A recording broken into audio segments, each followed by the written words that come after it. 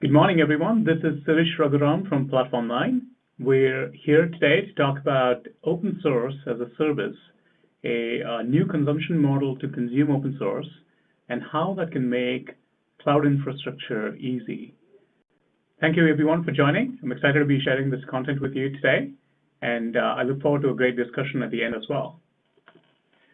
So, as a backdrop, one of the key thesis that everybody has seen today is that software is eating the world.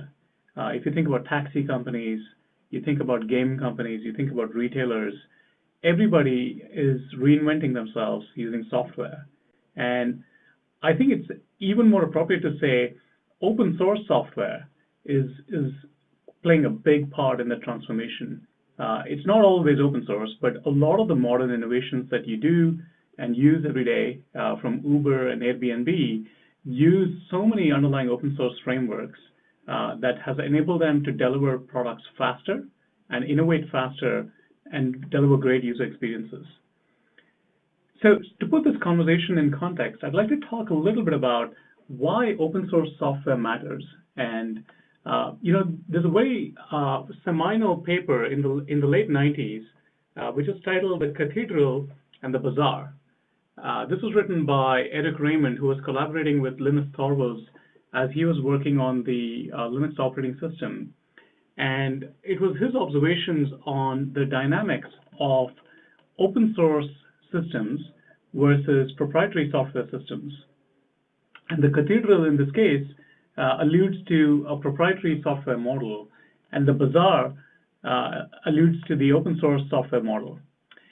And Eric Raymond formulated a law which has come to be known as Linus's law, based on something that Linus said in an email thread, that given enough eyeballs, all bugs are shallow, because you simply have so many more people looking out for things, not just in using software, but in testing software as well, and in co-developing software, that it makes the ability for the community to resolve bugs in a much more timely manner, in an expedient manner, to find those bugs in the first place is a lot better. So based on a large community of beta testers and co-developers, problems are fundamentally found faster and fixed faster. And if you think about security vulnerabilities, for example, that's one area where it is fairly clear that there's a lot of evidence that has built up over the last decade and a half that points to open source is fundamentally more secure because there's just so many more eyes on it, and there's such a large community of developers that can jump in and provide a fix in a timely manner, and provide more code reviews which prevent bugs and security issues in the first place. So fundamentally, open source software can enable faster time to value because you're sharing and reducing the cost of ownership of most of the software systems that you're using. Let's take an example of open source and how that played out in the real world. In the late 1990s, based in part on the rise of Linux and that paper, The Cathedral and the Bazaar, Netscape, the famous browser company, released their Navigator technology as an open source product to the Mozilla Foundation. And around the same time, the browser wars were taking place, and Internet Explorer 4 from Microsoft just ran away from Netscape around that same time. Around 1998 was when the wars really began.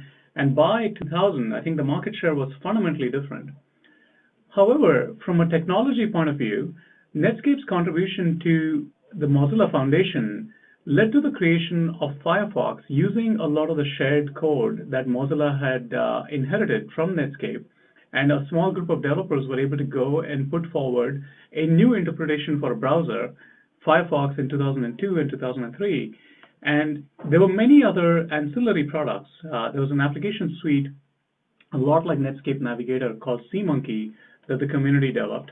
There was a Thunderbird email client. There was Composer, which is an HTML editor. And unbeknownst to most, the Google Chrome project actually used a lot of the contributions from Netscape in addition to core Google libraries such as the V8 JavaScript engine. So you could see how the contribution of this source code has created what today is the most popular browser in the world with Google Chrome, but also in the intervening period, Firefox was probably a dominant browser as well. And in contrast, in the same time frame, Microsoft, with Internet Explorer 4, launched Internet Explorer 5 and Internet Explorer 6, which are notable for pretty much nothing positive. The only notable thing is probably the security vulnerabilities that the world has been dealing with from those browsers even to date.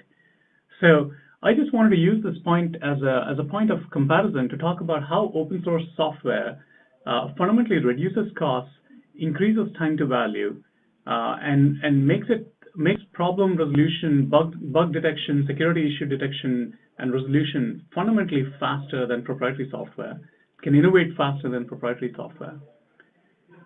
In the cloud infrastructure world, we have seen a major trend as well. And that trend is the emergence of alternatives to the dominant product suite from VMware. So in comparison to VMware's vSphere and vCloud product suite, in the last few years, we've seen the emergence of new stacks such as OpenStack and Kubernetes. OpenStack in the infrastructure as a service space, Kubernetes in the containers microservices space. And what we've seen is that these new stacks are predominantly being used for all new software deployments going forward or infrastructure deployments going forward. And there's fewer and fewer people who see the value in investing in a vSphere or vCloud VMware stack. So my point is that the open source dynamics are playing out in many different industries. And certainly in the cloud infrastructure space platforms, there has been a massive trend towards the rise of innovation and new capabilities being brought to market by open source systems. So for the DevOps community in particular, there's a number of exciting frameworks that are very, very popular and are all based on open source. The Hashi tools, Vagrant and Packer, config management tools such as Chef, Ansible, Salt, the CI/CD infrastructure from Jenkins. Big data obviously is predominantly led by open source systems. Obviously Docker, the runtime itself is developed in a very open source friendly manner. And not to mention OpenStack and Kubernetes. OpenStack and Kubernetes are something that I'll talk about a little more in this presentation because they represent fundamental building blocks for next generation infrastructure solutions. And they also represent platforms that are used by a consistent group of users. So cloud native applications in the early part of this decade, we're starting to look at OpenStack as a better way to develop application stacks and integrate them with programmatic ways of consuming infrastructure. And Kubernetes is a continuation of that philosophy where instead of just dealing with the infrastructure layer, you're able to fundamentally operate at a higher level of abstraction by being able to manage software deployments and operate those software deployments in a way that was not possible before. So OpenStack Kubernetes not only represent a fundamentally important platforms for cloud native systems, they also attract a very similar group of users and for similar use cases. So with that background, talking about open source, the role it has played and the role it is playing today in DevOps and in cloud infrastructure, let us think about what the consumption experience for open source has been. And traditionally, the first consumption model comes down from the origins of open source as a do-it-yourself kind of community. It was enthusiasts that were rallying around Linux in the 1990s. And that led to a few of them went on to join the workforce and essentially represented a class of users called the trained operator, who were very skilled professionals who had the ability to run these open source stacks such as Linux. And that in turn led to the rise of, in the early 2000s, Red Hat provided the support subscription business model, which is allowed customers who had either enthusiasts or operators to rely on a vendor that provided a more curated set of software and provided subscription updates to that software that allowed customers to run these more easily. So I would call that as an enhancement, a DIY++ model, But it isn't a fundamental shift away from the DIY model because it still relies on very highly skilled operators who are able to run these stacks. Now, when you think about those consumption models and you think about how do you manage something like OpenStack, and this is a much maligned, it's not a meme, this is a real architectural diagram from the OpenStack community that shows you this is what it means to run maybe the top 5 projects within OpenStack. And OpenStack today has several tens of projects, and the top 10 to 15 are the most popularly used ones. The most popular frameworks include the Identity Management Service Keystone, the Compute Service Nova, the Image Service, which is Glance, the Storage Service, which is Cinder, the Networking Service, which is Neutron. And this is really the deployment architecture between the different components that are collaborating in a running OpenStack instance. So the DIY model, or the subscription software model, think about applying that to a system that's as complex as this, and that explains some of the challenges that are well known with running systems such as OpenStack, in that it is very, very hard to run at scale, and there's a small number of organizations that have been successful with it, but many organizations struggle with the complexity.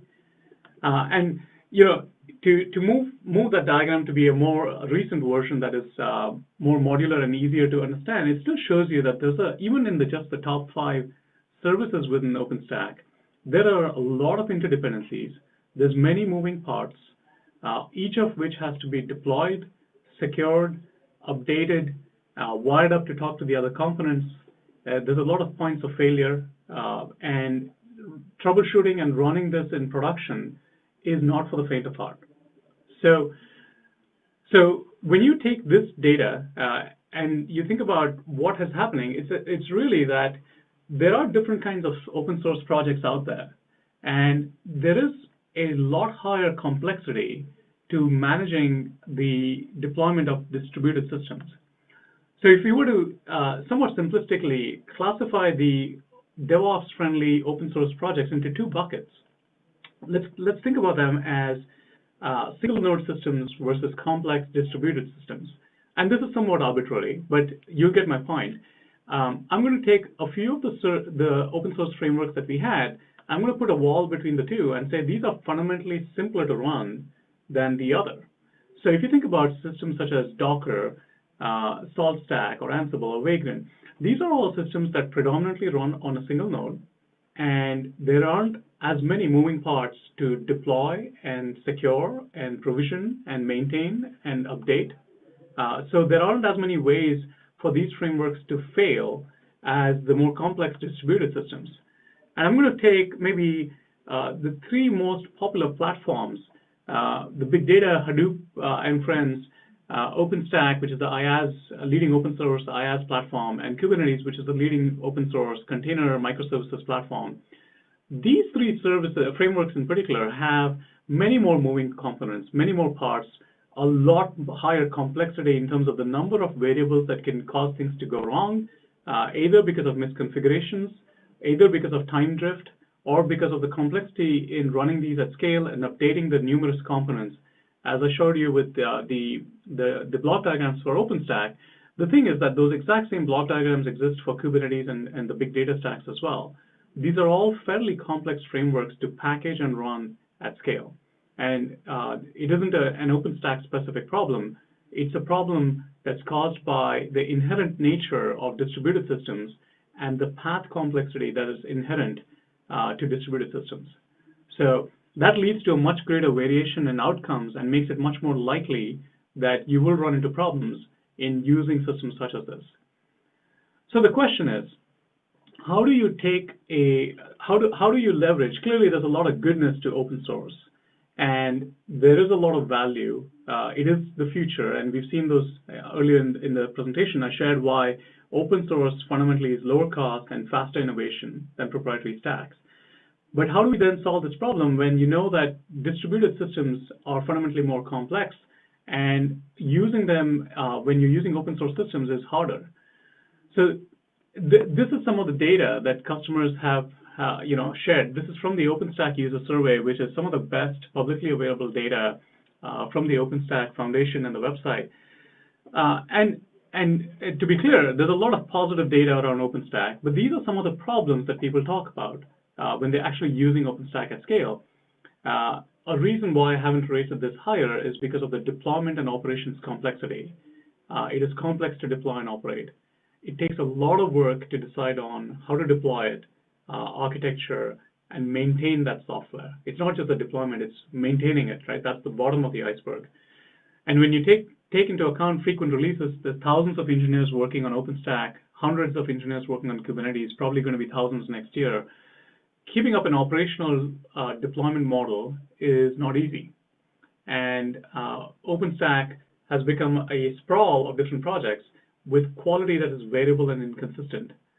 So these are some of the real-world challenges that people who've deployed such systems have faced. And systems such as Kubernetes and the big data stacks have very similar problems.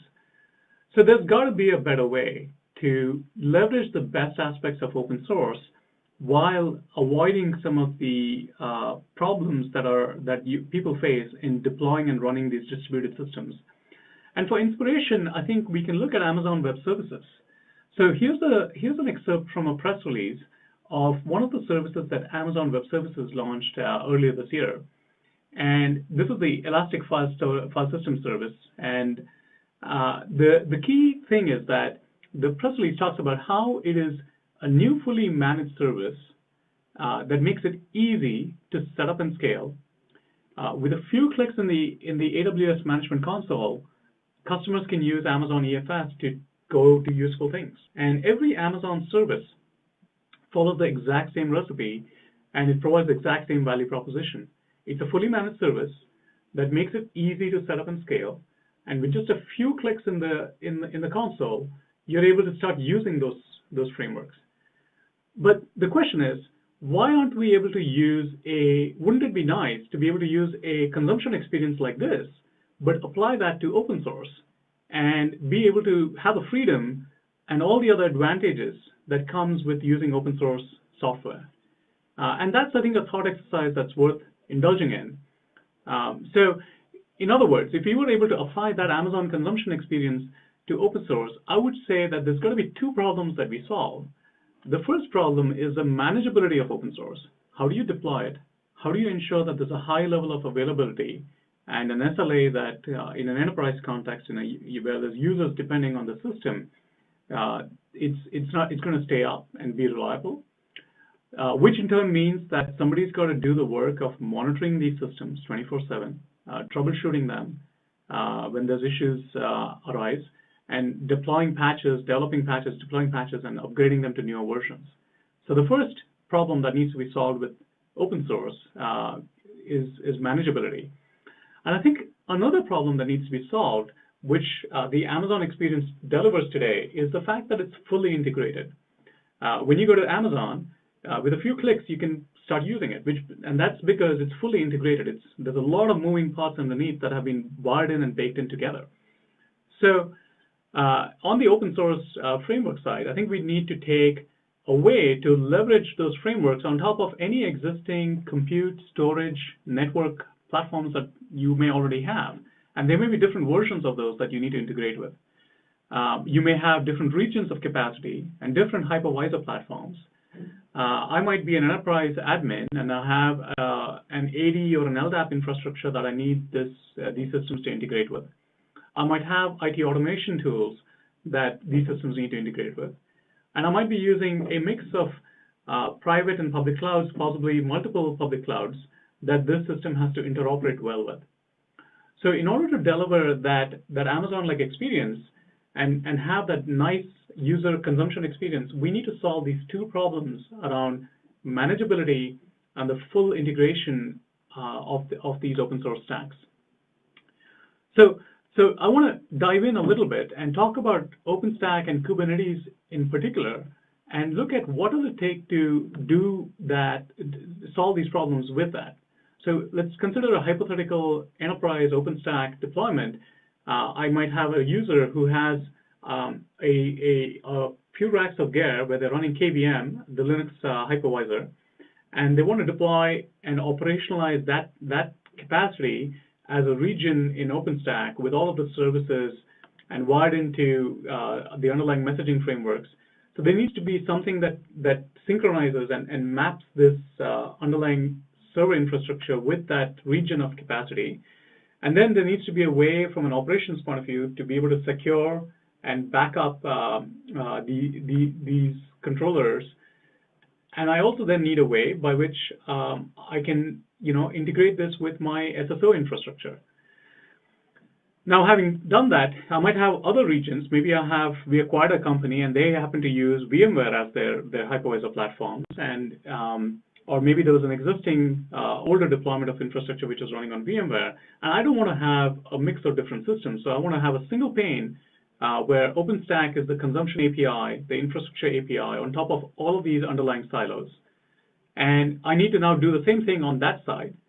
And I now need to figure out how am I going to run this in production. So I need to have the operations automation to monitor these infrastructures 24/7, triage issues as they arise, patch these issues, and support them.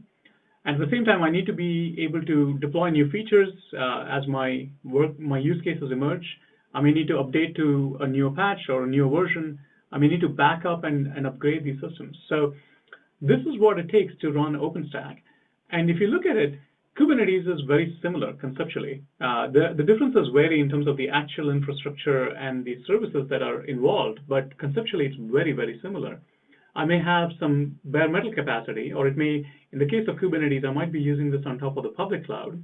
And I want to deploy Kubernetes clusters where there is a controller manager, there's a scheduler, there's the key value store, which is all integrated with these underlying servers actually being the Kubernetes nodes on top of which Kubernetes is going to run its pods and enable the Kubernetes API. And I might want to do the same thing with multiple silos of capacity. So I might need to, again, like in the OpenStack case, I need to be able to secure this environment, configure end-to-end encryption and updates across all of these moving components, have a way by which I can back up and restore and deliver availability for it, integrate my user access and tenancy model with my SSO system of record, and possibly do this across private cloud, public cloud, multiple public clouds, different silos of capacity. So the problems remain the same. I again need a way to operationalize this. I need to monitor it, troubleshoot it, triage issues, develop patches, and deploy new versions and features. So Kubernetes typically tends to have a major version that's coming out every quarter. There's a significant new update. And if you're 2 or 3 quarters out of date, you're missing a lot of the latest advancements with Kubernetes. So the fundamental problems remain the same, right? In order to have that Amazon-like consumption experience, I need to do a lot of underlying operations tooling and automation to support these frameworks. And that is the better way that Platform 9 set out to deliver. So we deliver open source as a service because it's faster and it's easier, and it delivers exactly on this value proposition of taking these leading open source frameworks such as OpenStack and Kubernetes, which are pretty fundamental for cloud infrastructure today and are going to be even more important in the future. And it overlays that. It delivers the 2 missing pieces that we spoke about, the manageability piece and the fully integrated piece on top of any underlying infrastructure. So you can have bare metal infrastructure, you could have existing virtualization deployments with vSphere or KVM or Docker, and we help you go from having server iron or virtualized platforms and possibly multiple deployments of those and some usage of the public cloud to having a single pane supporting both OpenStack and Kubernetes for IaaS with VMs and containers and microservices respectively, and make it easy for our enterprise customers to deliver value and consume the best and the power of these frameworks without having to spend years and man-years trying to make this work. Our typical customers get up and running within a few minutes, and a typical onboarding session to go from having some server infrastructure to being up and running with OpenStack and Kubernetes tends to be less than 30 minutes. So I'd like to spend a little time and explain a little bit about how we do these things. So what does it mean by saying, I understand Amazon is a fully managed service. Now, if Platform 9 were to be a fully managed service, how does that work? So this is actually some behind the scenes, a sneak peek of some of the tooling behind the scenes that Platform 9 uses to ensure that we're able to deliver that experience. This is how our engineers are able to deploy new regions and new management nodes. Remember that our customers bring their server infrastructure or cloud deployments of choice. All Platform 9 is doing is providing these open source frameworks as an overlay service that integrates with those environments. So this is how our customers get onboarded. It's a few clicks on our end for an engineer to go and select the versions and the labels and the policies of the regions and endpoints that are being deployed, whether that be OpenStack, that be Kubernetes, a new region is a few clicks for us to deploy. And a customer gets onboarded very easily on top using that region. We spoke about 24/7 monitoring, and Platform 9 has a whistleblower service internally that proactively, for every region that is deployed, whether that is OpenStack, whether that is Kubernetes or other frameworks in the future, Platform 9's whistleblower service proactively monitors all of those environments and keeps blowing the whistle for problems that it sees. In this case, we've actually masked out the names of the customer accounts where this has been happening, but this is the data that is proactively monitored and is wired in via automation to our support mechanisms and telemetry there. So when there is a problem, if something were to fail, an operation were to fail, this is the kinds of data that our support engineers see. They're able to zoom in very quickly, look at the problem, look at the timestamp, look at the stack trace, and understand. There's built-in classifiers that help us understand this is what this issue is. And for well-known problems, a support ticket gets created automatically. For some other problems, a human engineer has all of the data available, a support engineer has all of the data available to make a determination in terms of whether this is a real problem, and if it is, where is it? Is it on the Platform 9 side of the house, or is it an infrastructure issue for our customers to resolve? And this is what troubleshooting a typical OpenStack or Kubernetes experience looks like. You have a stack trace and you're plumbing through layer upon layer, peeling the onion, trying to find the problem. And in contrast, this is what our customers receive as a proactive ticket. When something goes wrong, our systems and the support team behind it automate the delivery of that analysis of that issue and reporting that as a ticket to our customers, where the customer needs to be informed or where the customer needs to take some actions to resolve the issue. So this is a real-world note from Graham Rounds, our support engineer, who has sent out a note to a customer, Sanjay, talking about a problem that needs some activity from the customer to resolve. So upgrading to a newer version. As I mentioned, Kubernetes has a new version every quarter, a significant update. OpenStack has 2 major releases every year, and it's very, very common for us to find customers who are marooned on a 5-release-old version of OpenStack, and they don't know how to move forward because now they've built up state, they've built up usage, and they don't have a way to upgrade these systems. So this is the Platform 9 upgrade experience. Because all of the control plane is managed in a programmatic, automated manner, we are able to deliver a Salesforce-like, a Gmail-like upgrade experience to our customers, where they get a note, they get a heads up, and they see what is changing, and they have a maintenance window where the platform is upgraded, but they don't really need to do any of the underlying lifting. And all of the heavy lifting of backing up these systems, providing a point of restoration, upgrading it to a new version, and orchestrating the rest of that upgrade is all done behind the scenes using automation by Platform 9. So that, in a nutshell, was a tour of what it means to have a fully managed service, the way it is deployed, the way we troubleshoot issues, the way you upgrade to newer versions are all fundamentally different. And remember that this works with your infrastructure. So all Platform 9 is doing is it is delivering OpenStack, the control plane, and the Kubernetes control plane on top of any infrastructure of your choice. So this is available for you to use just as if you could run OpenStack locally. It will be your own dedicated OpenStack or Kubernetes deployments.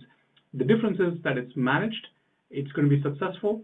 Now, 99% of our customers succeed, and they do so in a matter of minutes, as opposed to a long and painful exercise of trying to make things work.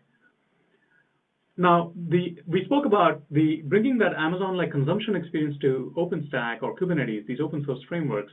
We said that manageability was the first problem. I walked you through what that means and how Platform 9 does that.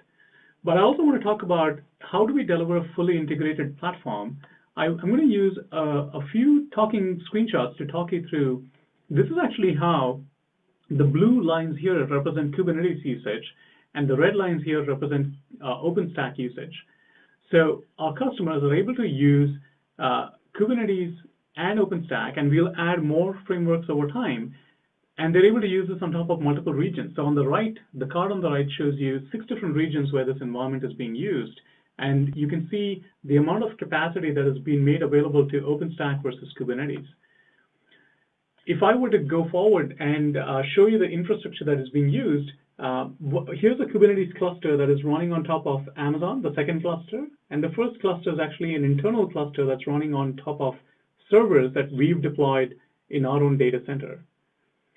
When you toggle the selector on the left, you can switch between the Kubernetes versus OpenStack versus other future open source frameworks.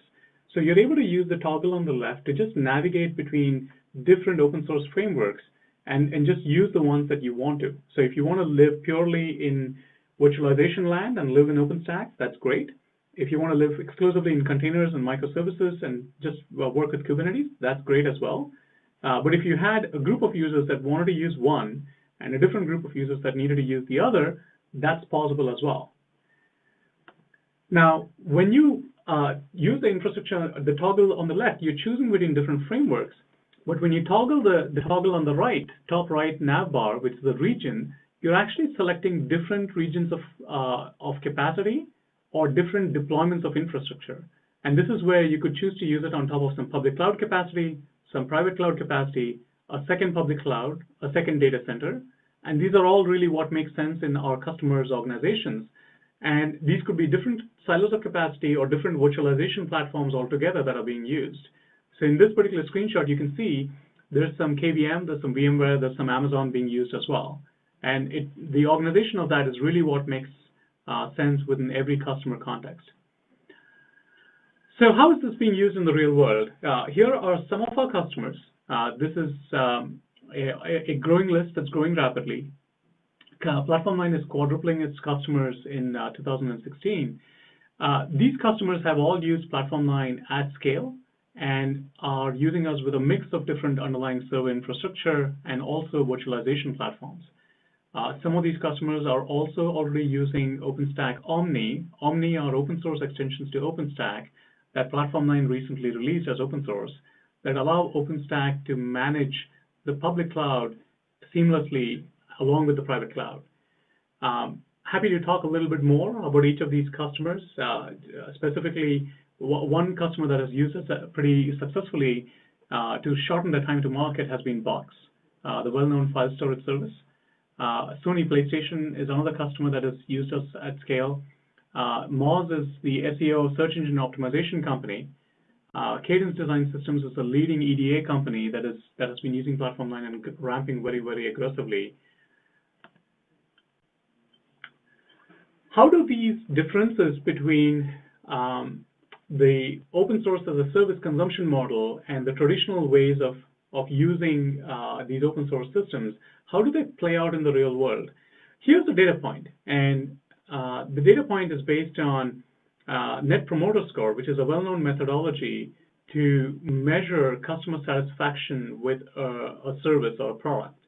And upstream OpenStack, the OpenStack Foundation does a remarkable job of measuring this data over time, and you can see it's actually trending up. So as OpenStack has matured, the data is actually trending up, but it scores 29 from a survey in 2016. And that comes down to the fact that it's a fairly complex entity to manage. And Platform 9 arguably has far fewer customers than a large open source community such as upstream OpenStack, the foundation. But within our smaller customer set, our Net Promoter Score is 91. Now, 91 is off the charts good in terms of how good a score that is. For comparison, VMware and Amazon Web Services score 45 and 55 respectively. Now, it'll be hard for Platform 9 to maintain the score as we scale to hundreds and thousands of customers. But the point being that this reflects that customers value our service and recommend this service to other customers, which we think is down to the fact that this model for consuming open source is fundamentally better. Especially for distributed systems, which have a lot of path complexity and a lot of different ways in which things can go wrong, the open source as a service model allows customers to leverage the best aspects of open source frameworks without dealing with the complexity because it's delivered as a managed service and not managed with professional services, but really in a SaaS-like experience, as I was explaining. So very quickly, I'd love to summarize and say the open source as a service model that Platform 9 has pioneered is fundamentally faster, it's easier, and it delivers time to value by making a fully integrated experience available to enterprises in a manner that is much more suitable for their use case and all the integrations that they need. So Platform 9 can accelerate your infrastructure needs with OpenStack, with containerization microservices, with Kubernetes, and there'll be more. And to watch out for 2017, we'll be adding more to our product, our open source portfolio. And would love to hear questions from you, take questions. Also, follow Platform 9 at Platform9sys and visit our website at platform9.com. Take a test drive of what it is to consume open source as a service, and I'd love to hear from you. So I'll move on to take a few questions from the audience. If you have questions, please use the panel on the right to ask those, and I look forward to answering them. So one question from John is, have you seen customers who went down a DIY route and then came back to Platform 9 and found success? So John, that tends to be the majority of our customers tend to be those who have already been running OpenStack or Kubernetes in an in-house DIY manner, and have actually, every single one of them has actually moved on to Platform 9 and found success. It is very common for us, especially to see a customer who's marooned on an older version. And, you know, I'll give you an example. Today, it's fall of 2016. Very, very common for us to see customers who are marooned on Icehouse, which is 5 releases old. And they don't have a way to move forward. And they have now built up a lot of usage. So unfortunately, that tends to be a pretty difficult situation for customers to be in, because tearing down and rebuilding that cloud tends to be a really painful exercise, as they've just found out over the years. So that is something that we have worked with it quite a bit, and every single customer of those who's come onto Platform 9 has really seen the difference between the as-a-service consumption model as opposed to the DIY consumption model. So let's move on to the second question. This is from Lenny. Does this model make more sense at a certain scale, or what parameters would you define for success? So Lenny, good question. I think that what we've seen is that when somebody is deploying open source for the first time, there tends to be a journey that they go through. So if they're deploying it without having deployed it before or used it before, they may not be fully committed to it. They may be exploring it, they may be researching it, they may be trying to do a small proof of concept. And then what tends to happen is that over time, if that is successful or they get past a certain stage of deployment, then the usage really takes off. And then as time goes by, you end up in the other camp where you're using an out-of-date model and you don't have a good way of supporting it, and operations tends to be really painful. You don't have an upgrade path. So I would say that for those who are starting off, this model can be great in terms of providing more time to value and providing that insurance of knowing that you're covered. Should you really scale and should this really go far, you're covered. Future versions are included. New open source frameworks are included. So those are some of the value propositions. Now, if you're already at scale or you're committed to using this at scale, then obviously there's a lot of value, because typically at scale you tend to have real complexity with supporting these frameworks. So I would say that the value proposition varies. When you're starting off and you're starting small, the value may be more the time to value and the insurance of knowing that you can get you're covered for future. But when you are at scale, clearly the value does increase. So one question from Chris Murphy is Omni a separate product, or will it be incorporated into the SaaS offering? Chris, thank you for the question. The Omni is an open source contribution to OpenStack. It is available if you just search for OpenStack Omni, Google for it. You should see the GitHub repo. There's also the Launchpad blueprints to integrate this with the upstream OpenStack releases, and we're working with the community to do that.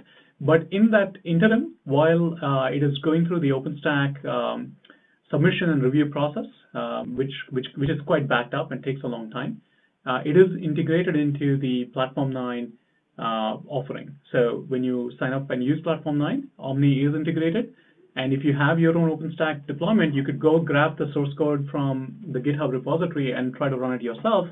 And we are also working with the community to integrate this into the upstream OpenStack, which takes a while.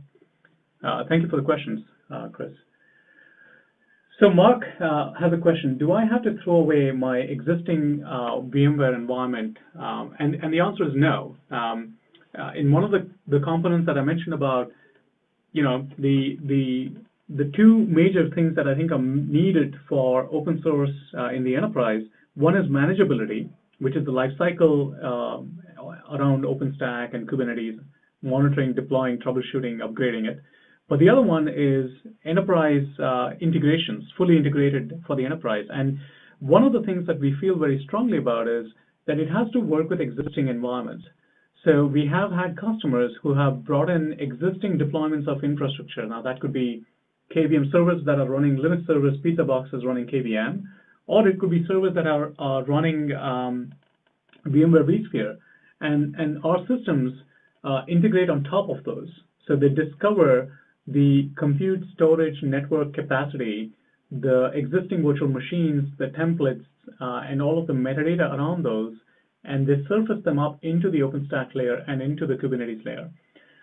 This integration, these discovery services into OpenStack have also been proposed as a talk at the Tokyo Summit in November of 2015. The Platform 9 engineers who worked on the discovery capability talked about this. It's available in the videos are available for you to see. It is also something that we proposed, including an upstream OpenStack, but clearly this is an opinionated take on OpenStack, and so it hasn't quite made a lot of headway, but it is included in our SaaS offering. So Mark, to answer your question, you do not need to throw away your existing environment. You can use OpenStack or Kubernetes or other such as service models on top of your existing infrastructure without needing to throw it all away. So great questions, folks. Chris, Mark, Lenny, and John, thank you for asking those questions. I hope you enjoyed this discussion. I would love to hear your thoughts on the model and feedback. You can tweet to us you'll find me as well at Platform9sys, or follow us, visit our website at platform9.com, and have a great rest of the day.